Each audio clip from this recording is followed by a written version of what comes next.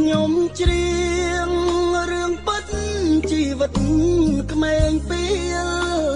លឈឺទៅដឹងក្រំគ្រាកាជាធ្វើបាបគ្រួសារបំផ្លាញម៉ែឪបំផ្លាញមនុស្សក្បែរកាយាដល់ឈឺទៅទឹកនេត្រាចោទថាលោកាអបព្រៃមិត្តភក្តិគូកូនបំពន់ទុកសោកផ្លូវត្រូវមើលឃើញស្មោកគ្រោកដៃលូស្រវាផ្លូវខុងលុយឲ្យទៅរៀនខ្ញុំបែកកិច្ចសាលាសងឥឡូវភ្ញាក់ខ្លួនហួអងជាប់កងខ្នោះគ្នាទុកខា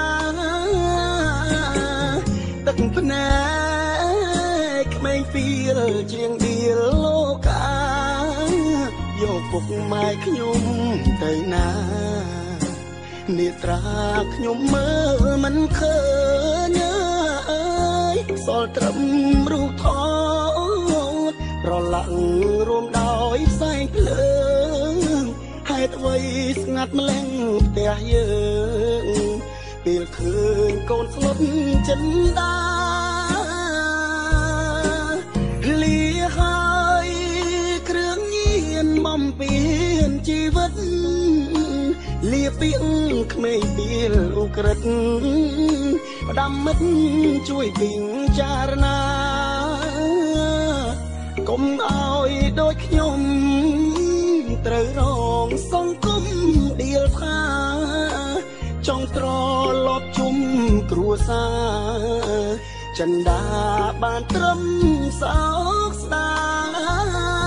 យ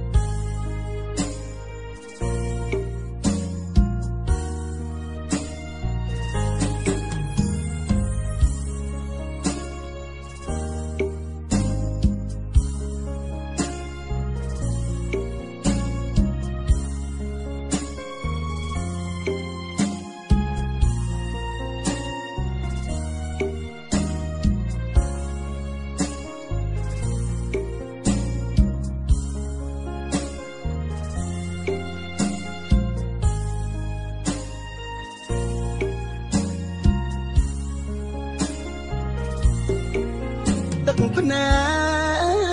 កក្មេងពីលជាងឌៀលលោកាយកពុកម៉ែខ្ញុំទៅណានេត្រាខ្ញុំមើលមិនឃើញអើយសល់ត្រឹមរូបថតប្រឡាក់